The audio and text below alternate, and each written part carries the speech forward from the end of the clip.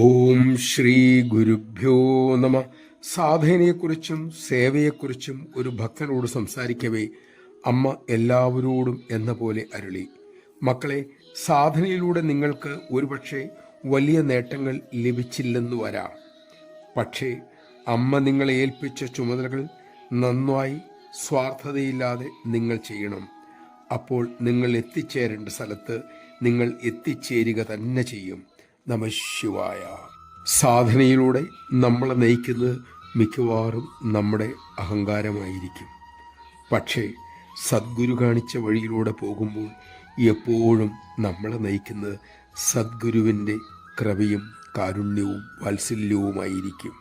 ത്രികാലജ്ഞാനിയായ അമ്മ പറയുന്ന വഴിയിലൂടെ പോകാൻ നമുക്ക് സാധിക്കട്ടെ.